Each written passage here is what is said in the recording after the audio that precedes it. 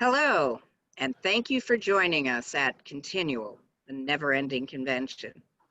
My name is Jean Marie Ward, and I'll be your host for today's panel on the narrative art of ghost tours. With me to discuss the role storytelling plays in our favorite tourist activity are Leanna Renee Hieber, Alledria Hurt, Gail Z. Laura Resnick, and Barb Stewart. Welcome, everyone. Thank you. Hey. We're so glad you could join us. To get us started, I'm going to ask you all to introduce yourselves. And I'm going to do this in alphabetical order because the way I see people is not the way they necessarily appear on other screens. So, Leanna. Hello, everyone. My name is Leanna Renee Hieber, and I am an author of 13 ghost-filled novels. Beginning with the Spectral City series is my latest series. So my latest novel, A Summoning of Souls, just came out a few weeks ago. So this is my brand new baby.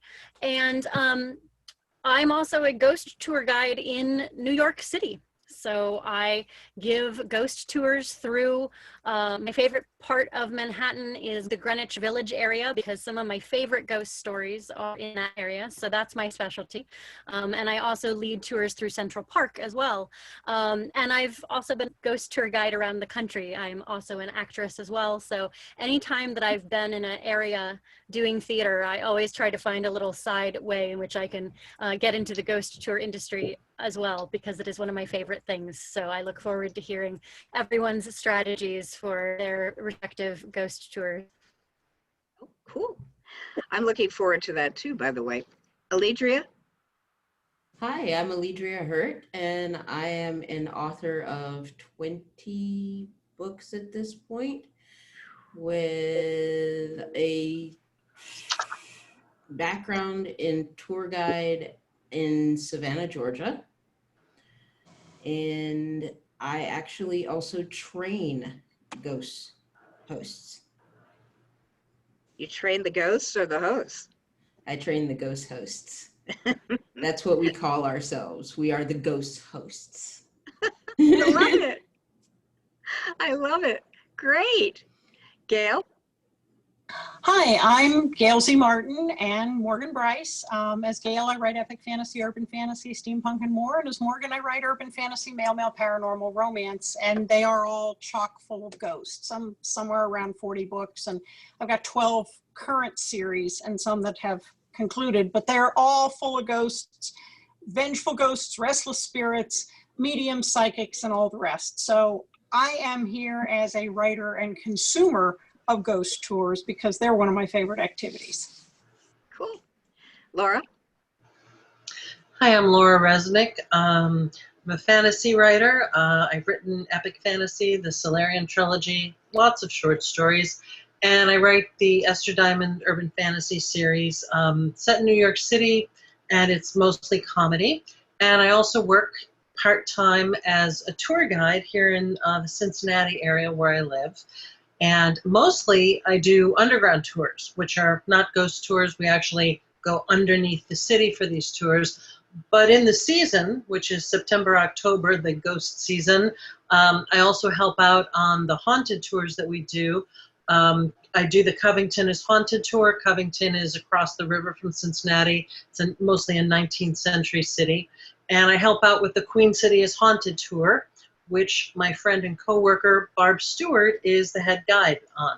We both work for a small local company called American Legacy Tours. Cool. And Barbara Stewart is here with us today. Barbara, would you please give us your introduction? Sure. My name is Barbara Stewart, like you said, like you already heard, and I am the lead ghost guide here in Cincinnati for the Queen City is Haunted tour. Cincinnati, Ohio, and a little part of Cincinnati called Over the Rhine because of the Germans that immigrated here in the early 1800s. It's pretty far over the Rhine if you consider where the Rhine is. Well, yes and no. Okay. Well, the area was bordered by a canal, And because of the German immigrants here on this side of the canal was actually nicknamed after the Rhine River. And to come into this area, you crossed over that canal, so you're going over the Rhine, and that's how we got our name. So Cool. not too far. You know, I had a series of questions that were all lined up, and then you showed up. And unlike the rest of us who are in the middle of our homes, even with a background, you're in an actual haunted building. I am. So can we open this, because we're all ghost tour aficionados, as well as, well, in my case and Gail's case, junkies, ghost tour junkies, you know, and everyone else actually gives the tours. Could you give us a little tour of this wonderful haunted property you're currently in? Just I a would few love minutes. to. I would love to. This is the building I'm currently in is in Over the Rhine, and this is the Emery Theater. The Emery Theater opened in 1912. It was part of the Mechanics Institute, and it was basically funded by a woman named Mary Emery. And it became part of the University of Cincinnati for a short period of time. And now it is acquired by a private owner who is allowing us to come into the building and do haunted investigations. So that is where we are. And how long has it been abandoned, Barbara? I'm not 100% sure when it was last used. I want to say probably in 1980s. It's in pretty bad disrepair at this point in time. So they're in the process of fixing it back up. Does it have some stories attached? As far as haunted stories, not a whole lot of haunted. There was a, before this was the Emery Theater, there was another building on the site called Eagle Ironworks. And they had a really bad fire in the mid 1800s. And then not long after that, it was torn down, and then the theater and part of the Mechanics Institute was built on top of that area. The Eagle Ironworks are credited with coming up with the first commercial steam fire engine. So the first one to be sold here in Cincinnati. We were the first paid fire department in the country, paid fire department rather than volunteers. So that's part of its history here. But this is the Emery Theater. It's beautiful. And hey, it wouldn't be a theater without a couple ghosts, and I'm sure you're going to find them. How did you get in? How did you get introduced to the idea of ghost tours? This is going to be a question for everybody, but since we're there, how did you get into this? I like a good story. I liked a good ghost tour. My very first probably ghost tour was probably in St. Augustine at the lighthouse. I had seen Ghost Hunters, and I had seen the episode where the shadow kind of peeks over the top of the railing. Yeah. So my first probably real tour was down there, and this is kind of bad to say, but my husband and I snuck off the tour, sort of. We were allowed. We did have permission, and we actually snuck up inside the lighthouse, and we sat about halfway up where they had sat to film the person looking over the railing. And we were basically in the lighthouse all by ourselves that first night. So that was kind of my introductory to, to the ghost tours. Other than I've had several experiences, one including, I truly believe that I saw Seth Bullock in the Bullock Hotel out in Deadwood one day. So before I was a true believer. So that's my beginnings. That's a good beginning. I think so. Laura, you know, you also write fiction, and I imagine that in some things the people cross back from the other world. So how did you get involved in the business of ghost tours? Well, I was trying to remember your previous question, like what was my introduction to ghost tours, and I honestly can't remember. I remember for years wanting to go on a ghost tour. We didn't have them locally, so I'd want to go and I would travel, but whoever I was traveling with, friends, family, whatever, would always be, no, that's so naff, Laura, that's so geeky, we're not going to do that. And we'd not go. Till finally I had friends I was able to talk into this, and I believe it might have been the first ghost tour I ever went on, probably about 20 years ago in, a small town in Kentucky. Is it Bardstown? I think it's Bardstown on the Whiskey Trail. And the ghost hunter there, and apparently she's quite a well-known ghost hunter. She's written some books. She's been on TV a few times. She was just the cute as a button. She was this tiny little old Kentucky lady with this very rich accent and this very high voice. She was kind of like everybody's granny, and she was so adorable. And it was, I don't know, I guess you see ghost hunters on TV. They're always kind of these big, husky, screamy guys. And she was just this delightful little old lady. She couldn't have been 5 feet tall.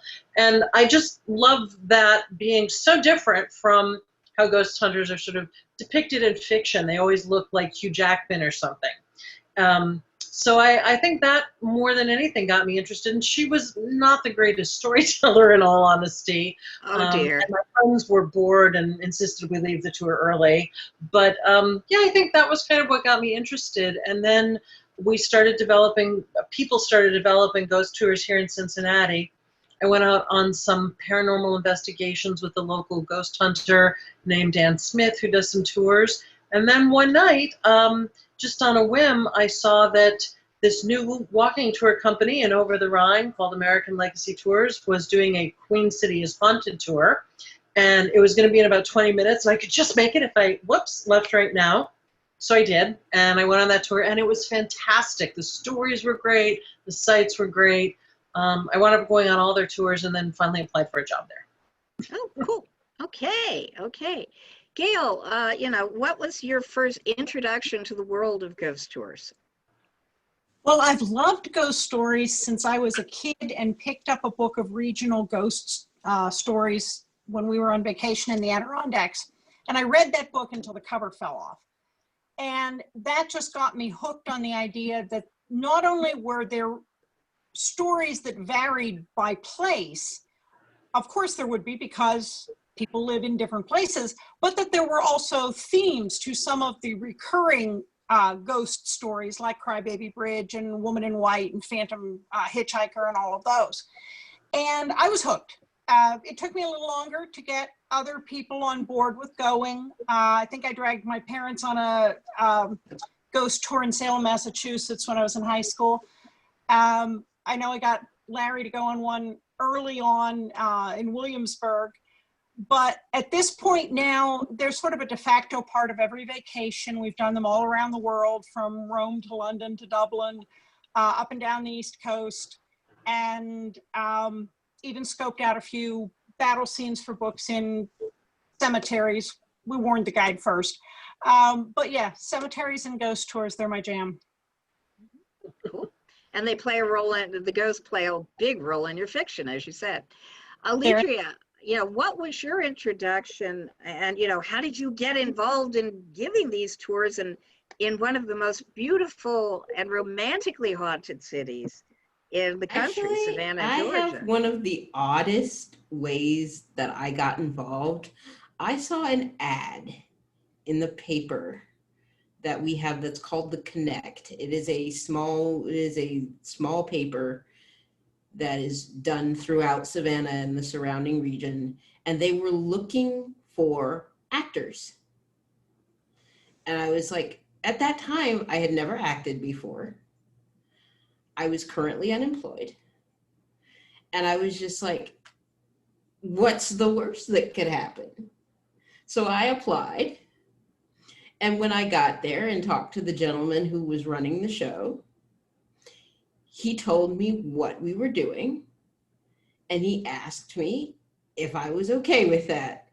And I said, I'm absolutely fine with that. We're going to go do this thing. And then about 4 weeks later, after being put through my paces, because I had never acted before, I was released onto my first trolley tour. And I have been hooked ever since. Do trolleys and ghosts go together? Yes, especially down in Savannah. Down in Savannah, trolleys and ghosts.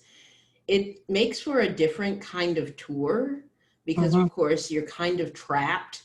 You're a captive audience, and we are moving at about 10 miles an hour past these places. but you can still occasionally catch things on your phone that make you want to go back and go, wait, did I actually see that in the window? Wait. Was there a face in the side of that wall? I've been Oh my on, God, I got orbs. they're good. I got orbs. Yeah. Cool.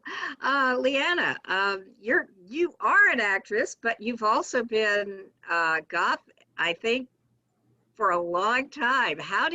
What was your first introduction to ghost tours, and how did you wind up in the business? Well, it was sort of inevitable. I've been interested in spooky stuff since I was a child. The first paperback book that I remember being devoted to was a small chapter book of 13 ghost stories. And I, much like Gail described, like the cover fell off. I had read it so much as a child. I quickly, a very helpful teacher gave me an anthology of Edgar Allan Poe.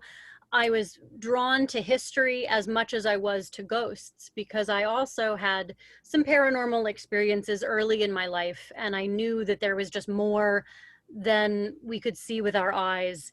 There was more to life, more, in heaven and earth, as the line goes, than is dreamt of in your philosophy.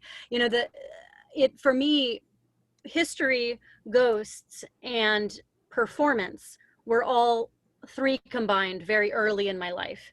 So all of those interests propelled me to being a performer, to being a writer, and then of course to pursuing being a tour guide, because we all need side jobs when you have a life in the arts and you're between shows.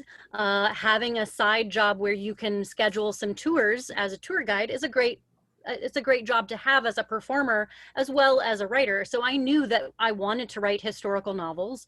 So I knew that the history that I would be learning while I was trying to learn the tour would be doubly useful as a writer. And I've always tried to write stories that have some aspect of where I'm living at the time. So I grew up not far from where Barbara is now. I grew up in rural Ohio, north of Cincinnati. So Cincinnati has a great rich history. So I learned a lot about that. Bounced around the regional theater circuit. I spent about 5 years in Minneapolis, St. Paul area, and was a ghost tour guide there.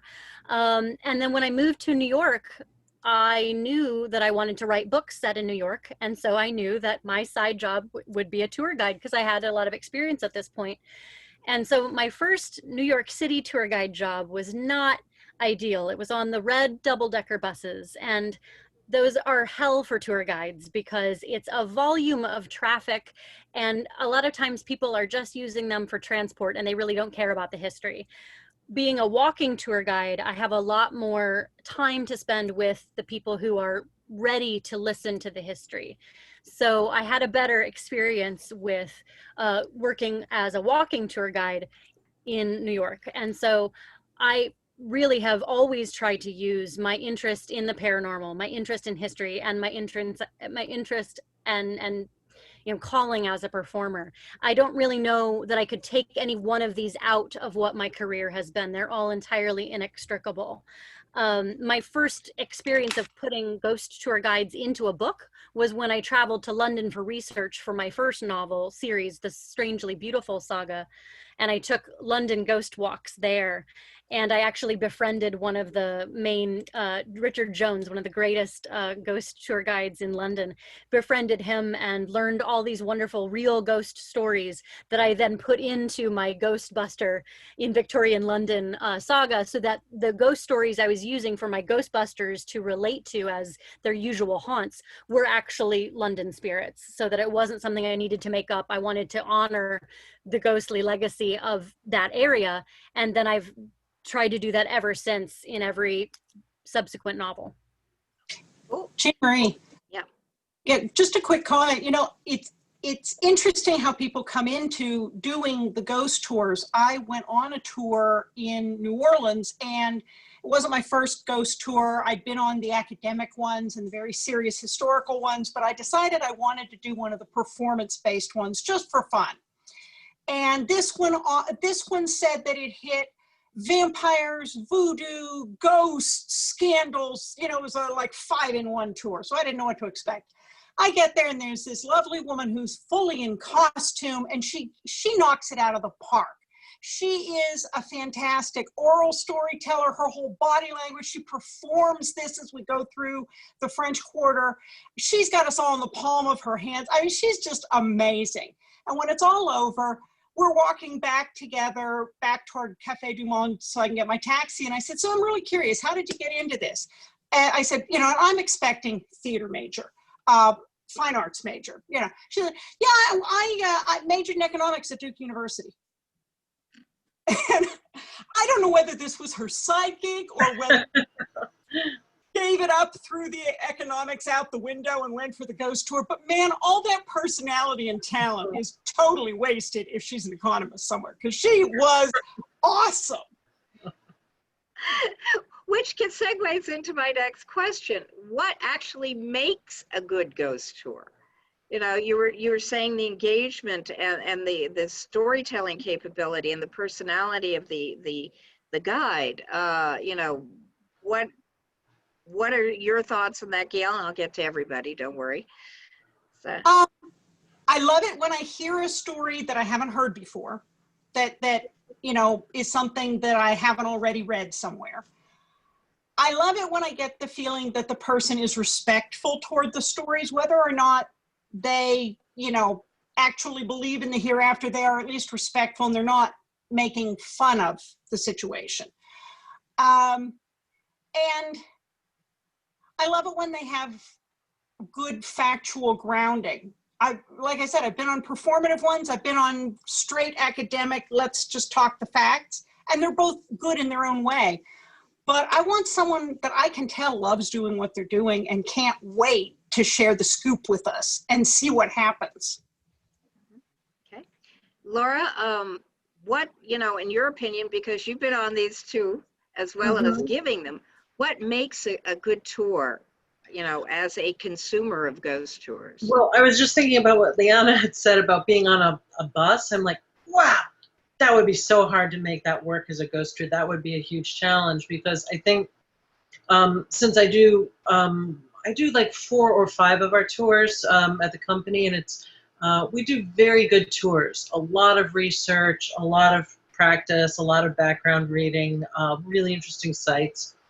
I think the ghost tours are harder, the haunted tours, because when I do, say like the historical walking tours, the underground tours, the Brookwood pottery tours, I'm giving lots of factual information, and it's pretty interesting. And I'm telling true stories that are pretty interesting. And if you have any interest in history or this sort of thing, you're going to be pretty engaged.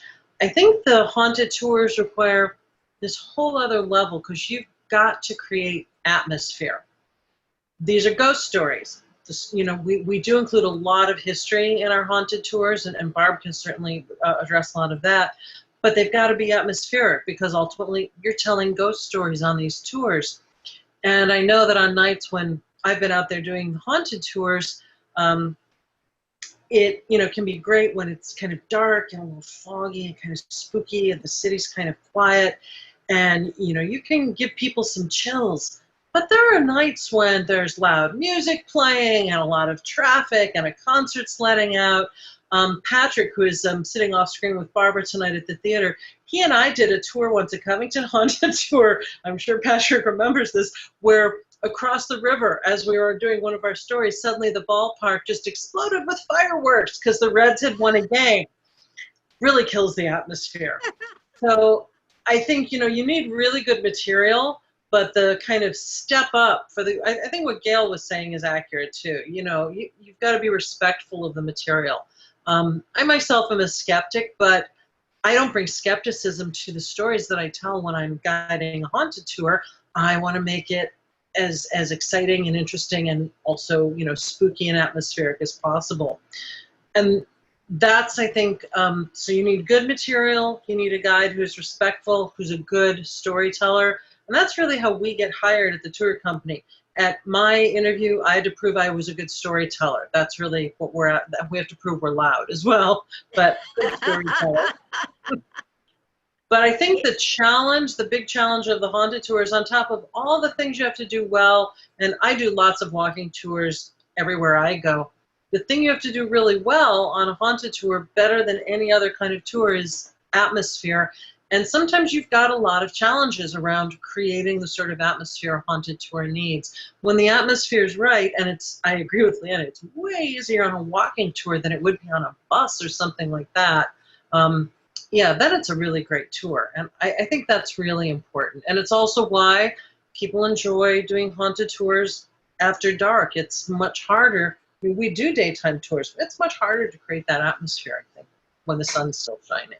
I've got to jump in since both you and Leanna have mentioned the bus tours, because we did one in Dublin called the Grave Diggers Tour, and it was on a double-decker bus that had blackout curtains on all the windows. And we didn't completely realize when we signed up for it that the bus became a movable stage. And the tour guides popped up in costume. I don't know where they came. I swear they came out of the floor. Ran through the bus. They had all kinds of sound effects and special effects, and the lights would go out, and you'd see, visions of things. And you were on a moving theater for 2 hours, and then you ended up at the old bar, the old pub that had as its back wall the wall to Dublin's oldest cemetery, where the grave diggers would push a shovel through an opening, and they'd put a pint on it and shove it back through the opening, after a long night of digging graves. So bus tours can be very dramatic, but that took some extra setup. Oh, yeah. And money. Yeah, definitely money. Alledria, what, in your opinion, makes a good tour? You're on the moving tours as well. You were on those trolley tours. Yeah, and you had a lot of the same challenges. Yeah, part of it is you have to, especially on the trolley tour, because I'm holding a microphone in one hand, I'm holding on with the other, and I'm surfing the entire time, because I recognize that I'm moving, but I have to keep everybody else kind of unaware of the fact that I know I'm moving, almost like I'm floating. Mm-hmm. And they're like, a ghost. Yeah, well, my persona for the tour is a reformed serial killer. Oh, okay. Yeah, I am a reformed serial killer who follows Hannibal Lecter's rules. I eat the rude. Free range rude, we call them. So we're not going to have any problems on my tour, now are we? Do you come equipped with peace-bonded weaponry? Nope, never. I have never ever had to show anybody that I might actually have a weapon. I love it. I love it. So, but what makes a tour great? From the training aspect of it, I always tell people you have to have a strong why. Mm-hmm. You have to have a strong why. If you come into this job just wanting to do it for the money, I'm sorry, there are other things you could do that pay better. Mm-hmm. So you want to come into it understanding that you love the job, because there are going to be nights when your mic don't work, the trolley breaks down, your guests are unruly, everything that can go wrong will go wrong. And you're just like, if your why isn't strong enough, you'll quit. Mm-hmm. But by the same token, if your why is strong enough, you learn the skills necessary to be a good guide. And that's the part that I think is the most important, especially from a training aspect, is you have to be teachable, and you have to be not only willing to go the mile, you have to go the extra mile to make it work. And it's awesome when it does. And is that your why? Because I love this job. I love this job. I love training people to do the job. I think it is the best. It is the most fun I have ever had that I get paid to do. Cool. And that is, I mean, I have now done semi-professional theater, and I come back to doing ghost tours. I've been in and out of this for the last decade, and I've done ghost tours for Savannah for that entire time, on and off. And it has just been, it is the most fun I can have for money. If I could just jump in, something Alledria said reminded me of,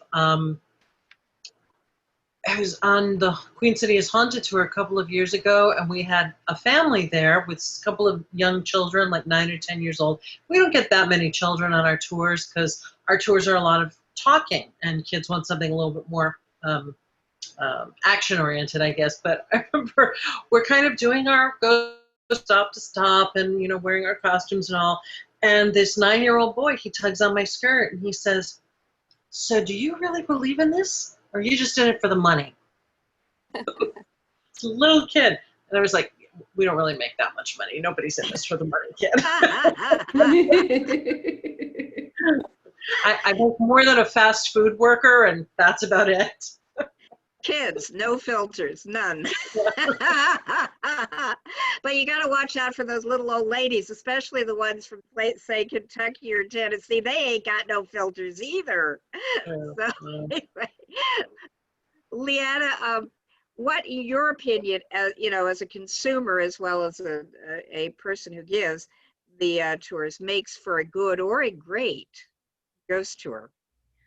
Well, I think echoing a lot of my colleagues here, passion, caring about the material. That honestly, if your audience knows that you care and that you're passionate about your material, it can forgive any flub, it can forgive any, you know, mistake or any other atmospheric thing that may or may not happen. When you're giving a tour in New York City, you have no idea what's going to happen. And you're going to get people who are going to talk back to you and who are going to try to scare your group or anything like that. We try to keep our tours very, very absent of any kind of shtick, because New York has plenty of its own. So we basically are ourselves. We're not playing a character. So we are ourselves telling the stories, and respect has been used. That word is very important. And many of my colleagues here have talked about the respect for the material, respect for the dead, respect for the fact that history is not kind nor pleasant to many different types of people, especially anyone in the margins.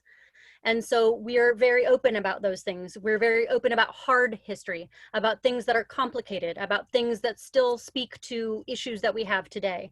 So we're not interested in sort of softballing the more difficult parts of history. We're also not interested in making it more lascivious or making it more illicit or any of the, we're not interested in sort of tarting it up, as it were. You don't have to. If you get exactly. the right story, it does it itself. It's right there. So I think for us, it's like, if you're committed to telling the story and in that moment with your audience, also connecting with your audience. One of the ways I try to bridge a gap between those who are skeptics and those who are believers, and I basically, you know, say all are welcome. I don't need to tell anybody what to believe. And I'm very open with people about what my beliefs are, and they can take it or leave it. But I'm certainly not trying to lecture anyone, but I really focus on the buildings that we're in front of, and the way that the different atmosphere that the buildings that we're in front of create. So that way the people who are skeptics they know they can take away thoughts about the architectural details, about the energy of the building, about how it looks, how it feels. That's something that's tactile, that's separate from the stories, but it's entwined with the stories, because these aren't just about the ghosts, they're also about the haunted buildings themselves, the sites themselves. So being very site specific about those tours is helpful, because that's right there in front of you. So I try to kind of always be casting the moments back to the building itself and having a dialogue with the building itself as well as with my audience, and then providing room between the stops to talk with my audience, because I found that, like, and I'm interested to hear if my colleagues feel the same way, I've sort of become a bit of a paranormal chaplain, where people want to tell me their stories because they want someone to tell them that they're not crazy. I had this adorable young boy, he was from the South, who'd come up, and he sort of drew me aside to tell me about seeing his grandmother in their living room. And I just said, oh, all right. How do you feel about her being there? And he said how glad he was to see her and how much he missed her, and that she was this loving presence. And I said, well, then she's just still watching out over you. And I could see the dad was sort of behind that. It kind of wanted, to send his son up to talk to me about this. And especially, that's at a tricky age where, people, a lot of times kids are not believed for what they see or what they hear. And it was just this kind of amazing circumstance where I just kind of let him have that moment and believed him. And it turned it around into this lovely family story for them that was about something positive. And I also said, you might need to be careful about where you do say these stories, because some people will believe you and some people won't. And so you decide for yourself who gets to hear these stories and who you might want to save that, because they won't believe it. So it's an interesting thing that I've found that people are bringing me their stories too. And I just try to also then treat that with penultimate, with as much respect as I can give to that moment without trying to make it about something else. Okay. Alledria and Laura, have you found the same thing on your tours? And Barbara as well. I'm deliberately saving you for last because I know you're a head guide, and I want to hear your perspective from a management standpoint as well as from a guiding standpoint. But for you, Barbara, for you, Alledria, for you, Laura, have you had this experience on your tours where people wanted to talk about their own stories in the context of your tours? I actually invite people to. At the end of the tour, when we are getting ready to let everybody go, I ask, would you like to share? Mm-hmm. Is there a story in your family that you would like to share? And I will tell them. I tell, if there isn't a story on the trolley, I tell the story of my mother's house, which is actually haunted. Mm-hmm. And then they're like, most of the time people react to that with, wait, your mom's house is haunted? I'm like, yeah, I spent the first 15 years of being in America in a haunted house. Yeah. I give people the option at the end of the tour. I tell people if they would like to come up and tell me a story. I love hearing a good story, especially a good haunted paranormal story. And I also tell them in the middle of the tour that I do write these down. And occasionally, if I have a good story, sometimes I will repeat their story during my tour. In fact, I have a really good one about our dog park that a young man on one of my tours told me at the end of the tour. But I enjoy hearing the stories from people, some from Cincinnati and some from out of town. And I do kind of keep a diary of them, believe it or not. Not all of them are for repeating. I've had some very personal stories told to me, but I really enjoy hearing the stories at the end of the tour. Okay, you just don't get to say, I have a really good one about the dog park and walk away from that. Not on my show. Well, you better tell me about that. Well, in Washington Park, which used to be, believe it or not, part of the cemeteries here in Cincinnati, we have a new dog park. It was put in back in 2011, 2012. And I had a young man on one of my tours. And at the end of the tour, he came up to me and he said he was at the dog park with himself and some friends and his dog. And the dog went running off into one of the far corners. And they called the dog, wouldn't come back. So finally, he's like, I'm just going to go get the dog. So he walks over to the corner and he said there was an older man kind of leaning up against the fence. And the gentleman started asking this young man some questions, and the young man was very polite, answering the questions. And finally, 2 or 3 minutes went by and the conversation ended. So he got the dog, started walking back to his friends. And he said his friends were all looking at him kind of funny. They're like, what were you doing down there? And the young man's like, well, I was being polite. I was answering the gentleman's questions. And they're like, no, you weren't. You were talking to yourself. There was nobody standing anywhere near you. So that's my dog park story. That's wonderful. I thought it was a good story. So I added it to the tour. Hey, that's gold. That is just gold. Laura, Do you also invite people to share their stories on your tours? Well, the thing I'm really well known for in our tour company is I'm the guide who hates people. So no, I don't. My boss said on my tombstone, Laura's tombstone will say, "I came here to be alone." And that's absolutely true. So I generally don't invite people to speak to me at all. But people do still like to share. And, I'm not like a total, let's see, we're not supposed to be swearing. I'm not a total horrible person.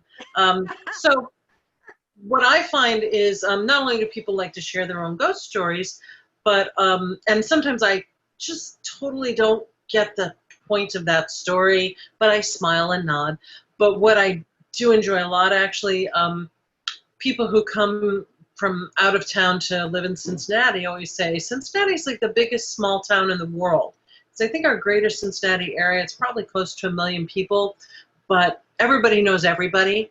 And if they don't know you, they know your family or something like that. So what happens a lot on my tours is, because we go to a lot of historic sites, we go to a lot of old buildings, we go to, this park that used to be a series of cemeteries, constantly have people on my tours who are in some way connected to our story and the stories that we're telling. The buildings we walk past, the buildings we go into. One of the buildings we walk around a fair bit is on the Queen City is Haunted tour is Cincinnati's Music Hall. It's an absolutely gorgeous building, famous for its architecture, its interior. It's also famous for being one of the 15 most haunted buildings in the country. There are a lot of ghost stories about that one. And you'll meet people on the tour who've had their own experience at that particular site, or who knows someone who did, or whose uncle did. And so, yeah, I mean, I hear this too, even though I don't actually invite people to tell me. They tell you anyway. Having heard that we are dealing with the guide that just wants to be left alone, but I know she's one of your top guides, Barbara. Would you tell us, in your opinion, both as a guide and as someone who manages tours and guides, what makes for a great tour? Oh, I think Laura is very good at this. I don't care what she says, but she's very engaging with people. And you have to be friendly, and she is. She says she isn't, but she is. And she's very knowledgeable. So that's a big thing. I make eye contact. I make sure, I look at everybody. I don't care if I have 50 people on my tour. I make sure I make eye contact with almost everybody on the tour. I try and get them involved. And I know Laura does it too. I've been on several of her tours. She is an excellent tour guide. Very knowledgeable. So I do like to have people engaged as well. I try and get them to at least talk during. It's really funny because at the beginning of the tour, everybody's kind of stoic and they're just standing there and they're staring at you and they're listening to you talk. And one of the very first things I do is during one of the first stops, I yell out, "Bring out your dead!" top of my lungs, so everybody in the neighborhood hears me, and everybody's turning around looking at me, and everybody on my tour is kind of like, "Oh my gosh, did she just do that?" And by the end of the tour, everybody on the tour is talking to me. They're telling me their stories. They're just they're totally engaged by the end of the tour. I try and get people involved. I try and interact. I ask them questions. I ask them about William Henry Harrison, and I go, he was our 9th president. You all knew that, right? And they all shake their head, no, they don't know it. I'm like, and they're all shaking their head, yes. I'm like, perfect. So that's what makes, interaction, getting people kind of involved in the stories as well. A good story. I mean, and our backdrop here, like, being in Over the Rhine, oh my gosh, it's a stage set. I mean, you walk around and you see old buildings. There's a reason why Hollywood comes here and films movies. It's there. We don't have to make it up. It's beautiful. We stop in, Music Hall. Oh my gosh, you talk about a beautiful, beautiful old building. And that's my backdrop. I mean, I don't have a stage set. I've got a live one. It's here. So that makes it easy to tell the stories, I think. But yeah, I do like the engagement with people, trying to get them a little bit involved. So.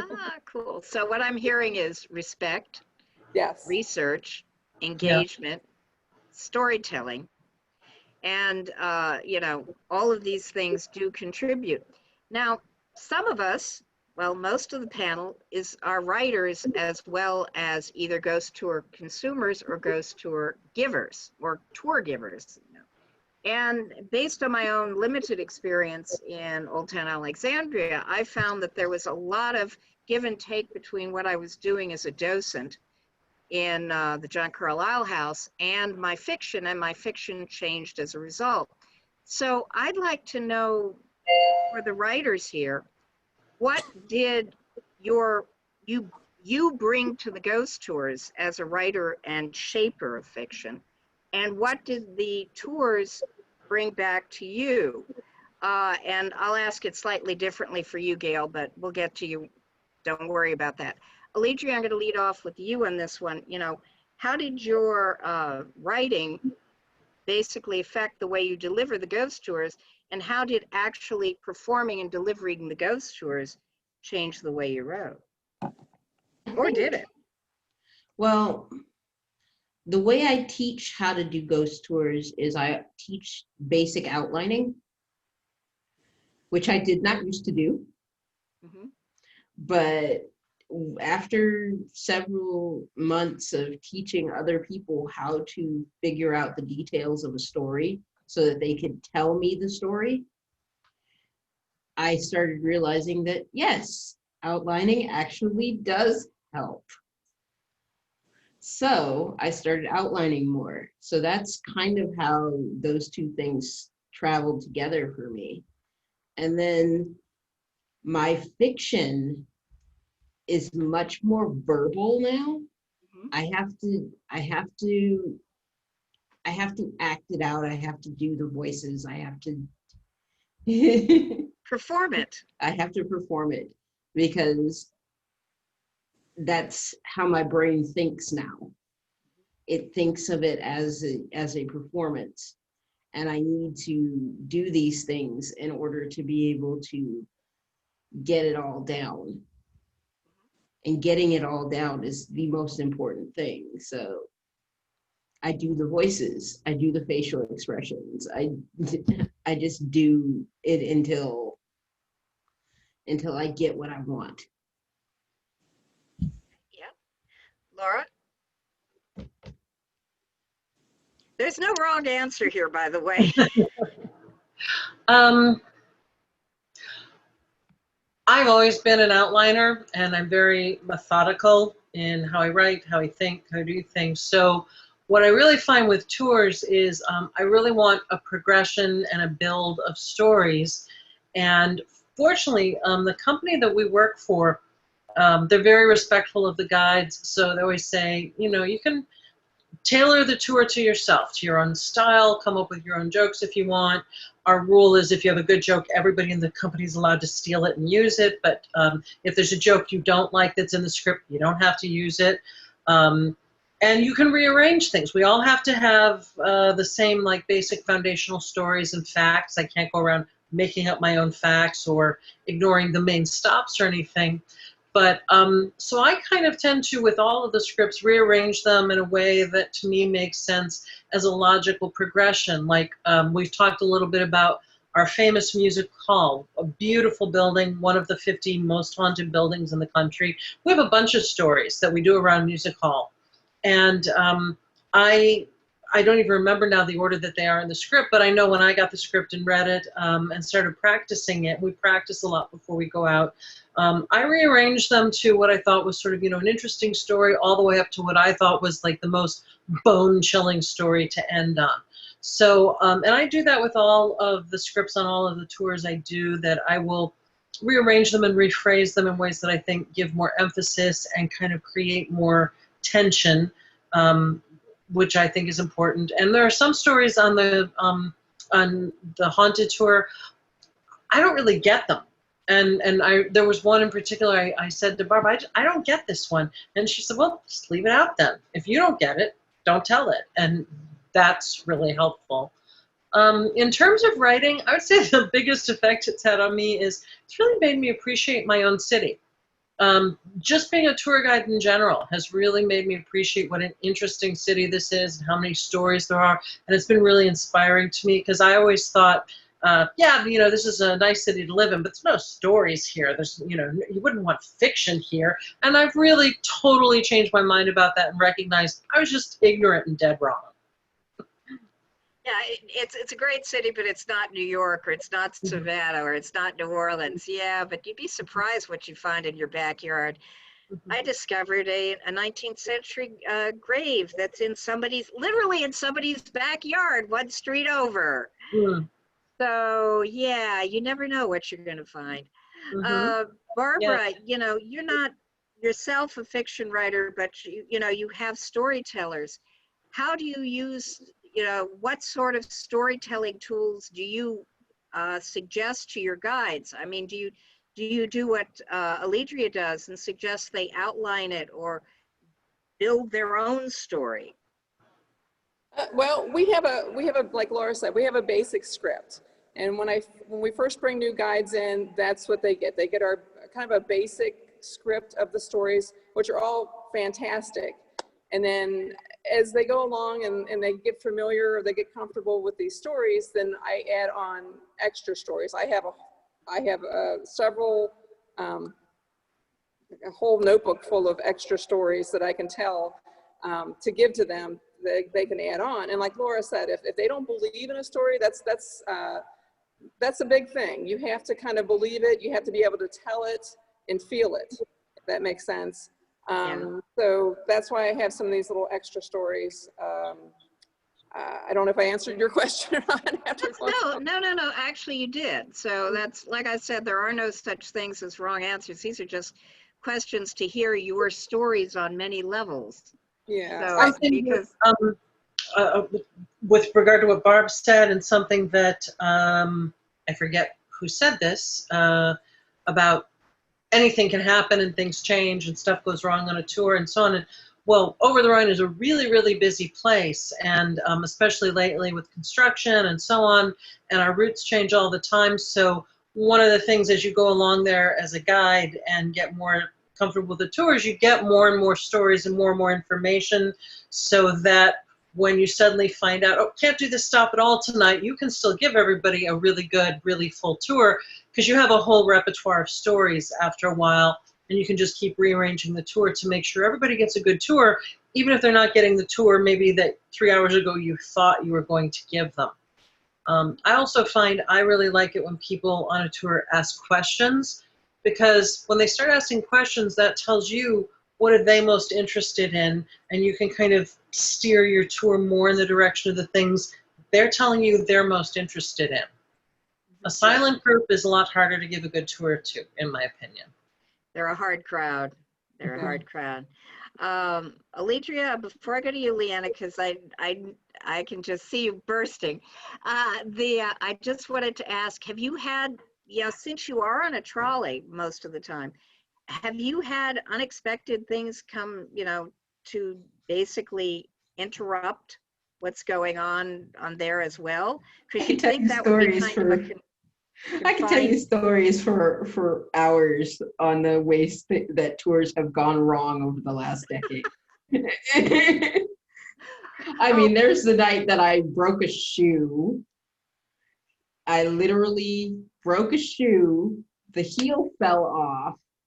We've prepared it with medical tape, and I gave 2 tours that night with a broken shoe. There's the time that the trolley caught fire and everybody thought it was a part of the act. Everybody thought it was part of the act all the way up until I was like, no, we need to evacuate. Leave now. We need to do this thing, because no. But I could tell you lots of stories about how things have gone wrong, about the night that they locked me out and I had to give I gave an entire section of the tour from outside of the building where we were supposed to give it. It's live. I tell people when I train them, you have a set list, because you have the idea of what a perfect night is going to look like. The likelihood of a perfect night is almost zero, but you at least have some idea of what it would look like if it happened. You're gonna have to figure it out as you go. Just flow, roll with it. And if it becomes that big of a problem that you have to call management, don't be afraid to call management. Yeah, that's what they're there for. Okay, Leanna, how have ghost tours contributed to your fiction? How have you contributed? How has your fiction contributed to the ghost tours? Not necessarily in that order. Well, it's interesting because my performative life and my work as a ghost tour guide and just a tour guide in general, all of that was happening while I was first getting my first professional fiction out in the world. And so it really is this entirely syncretic process. And I think what I try to do as a writer is much what I want to do as a tour guide, lead my audience through a space and evoke emotions in them. And so I very much look at my work as a writer as being a tour guide for my readership. And I have to make sure I'm not pausing too long in any one particular moment. That's also something I have to pace out with my editor, because of course I want to tell you every single last detail of everything I know. And that's not going to work for the pacing of your average novel, even if it is a historical novel where you expect lots of historical details. If it's not relevant to the plot and the pacing in the moment, you have to save those details out for later. So I also try to sort of think about my audiences when I'm in person with them and also when I'm on the page with them, and pacing that accordingly. Attention span, really grabbing them visually. I walk the paths of my tours in my mind a lot to kind of think about what I'm looking at and addressing some of my favorite little things as I'm passing by. And so it's the greatest compliment when people read my books. They say that it's very atmospheric and that it's very lived in. And it is, because I choose paths that I'm familiar with. Or if I'm not, then I will make sure I am familiar with them by the time that the book goes out to print, because I want people to feel like I'm truly guiding them through. But it's always an issue of the pacing, because a lot of times I want to put in all of the material I know. But much like with a good tour guide, we always need to know more than we're able to say in a given tour, because of, like what Alledria said, you don't know what's going to happen. That perfect night is probably not going to be the perfect night. And like Laura said, you might have to reroute around construction. So you need to have much more material than you will end up using. That's the same for being a writer. You're going to have to research more than you're going to be able to put on the page, but you can use those other details later, especially when you need them. Say it's book 2 and you realize, oh, there's a plot point I need to fill in. Oh, but here's this cool historical fact that I didn't get to say on my last tour. I'm going to use it here in this book. So I think that constantly having a sense of, okay, what's really needed right now, both for you and your audience and as a guide, and also then on the page, so that it can be this kind of, you're still having a dialogue with an audience, even as a writer. Gail, basically, how have the ghost tours contributed to your fiction, and how has your fiction or your understanding of storytelling affected your consumption of ghost tours?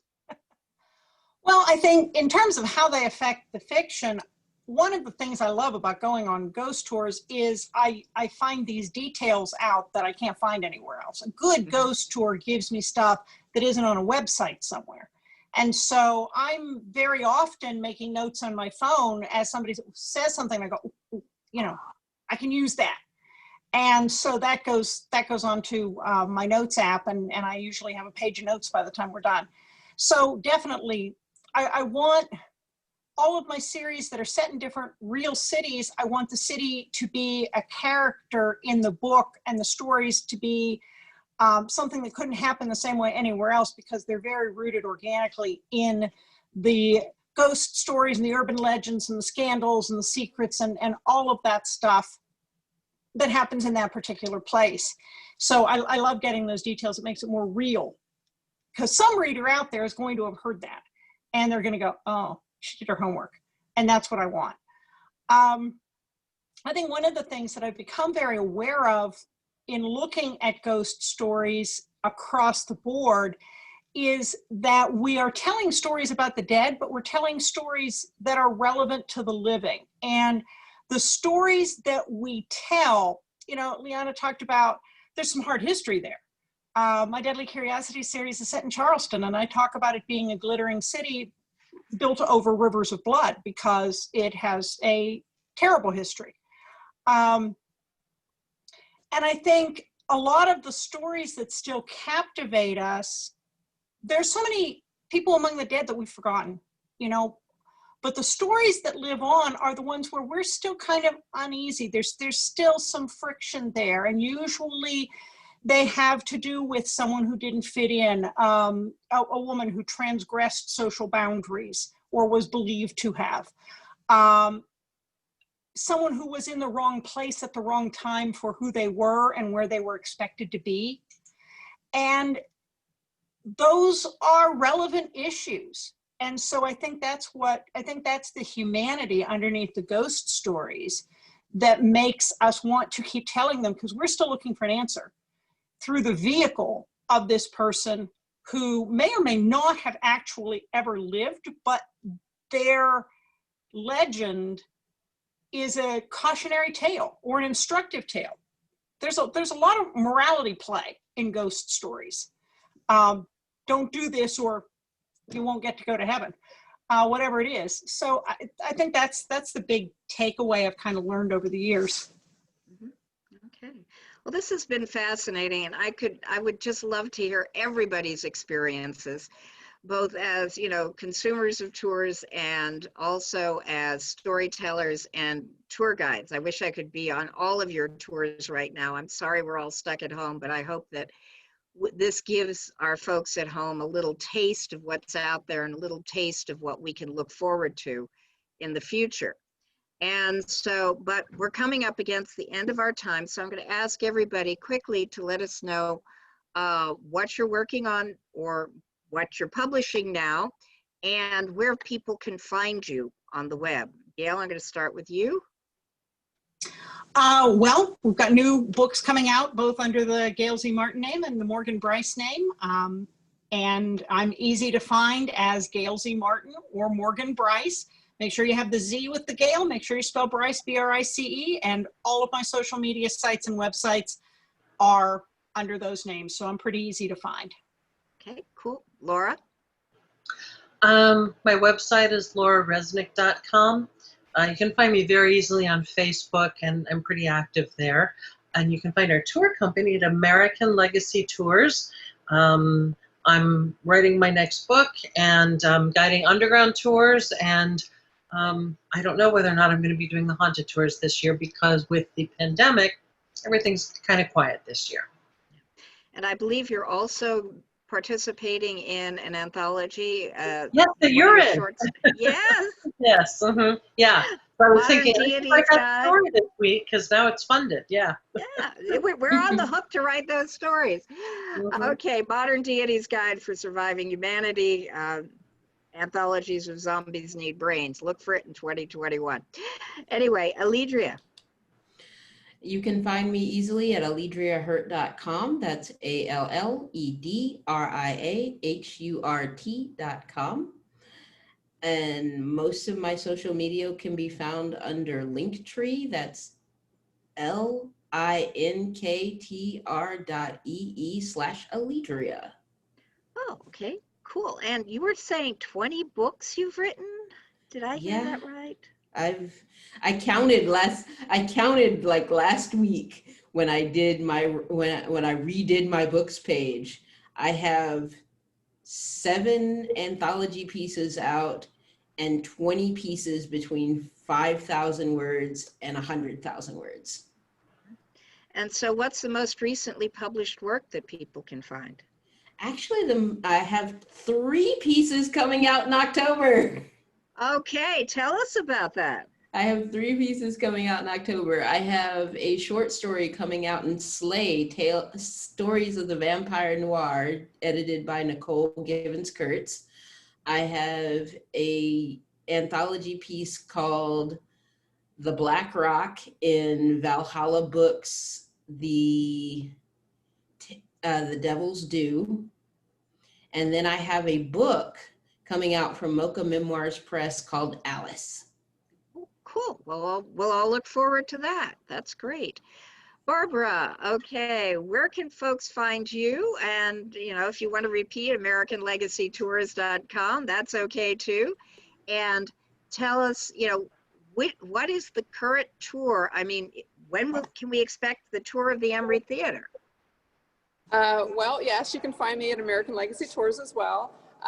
We are doing tours, just tours of the Emory from time to time, but we're doing public investigations September 19th and October 30th will be our first two, and hopefully we'll be doing more after that. We're actually going to come into the building, tell you a little bit of the history of the building, and then kind of let you loose to do your own little kind of ghost investigations. You can find some of my investigations. I'm with a group here in Cincinnati called Cincy Ghost Guys. So cincyghostguys.com, and you can kind of find some of our adventures here in Cincinnati and other places throughout the country. So if you're interested in that. That's very cool. And thanks again for letting us tour the theater with you. Leanna, okay, tell us where we can find you and what's coming out. Okay, so LeannaReneeHieber.com. My latest book is the third in my Spectral City series. So if you just Google the Spectral City, that trilogy will come up. Summoning of Souls is the latest. That completes the trilogy. My debut saga, the Strangely Beautiful saga, is actually on sale. All 4 books. Macmillan and Tor Books is running a sale through the next several months. All 4 of my Strangely Beautiful books are only $2.99 in ebook. So if you look for the Strangely Beautiful saga, wherever you get ebooks, that will get the entire saga full of ghosts and authentic London ghost stories in there. I work for Burrows of the Dead. So if you go to burrowsofthedead.com, you can see our virtual tour offerings. We'll be putting up our fall list soon. And along with my boss and the owner of Burrows of the Dead, her and I will be announcing a cool nonfiction book about ghosts that I can't say too much more yet because the publisher's marketplace announcement hasn't gone up yet, but there'll be a nonfiction book about ghosts that are going to cover some of the things that I've talked about and that we've all talked about coming up. And I'll also be in an upcoming anthology called Winter's Tale from the new Pavon Press. I wrote a sequel to Edgar Allan Poe's The Oval Portrait, which is one of my favorite Poe stories. And I was really excited to write in the vein and the manner of one of my favorite authors of all time. So I'm most active on, in terms of social media, I'm most active on Twitter at Leanna Renee. Okay, cool. Well, thank you all. This has been a wonderful, little over an hour. Wish we could go longer. And I hope you'll join us here at Continual once again. And I hope everyone out in the audience has enjoyed our time with these wonderful purveyors of ghost stories, ghost tours, and all the rest. So if you enjoyed what you saw, please like, share, follow, and subscribe. Thank you for Continual, the never-ending convention.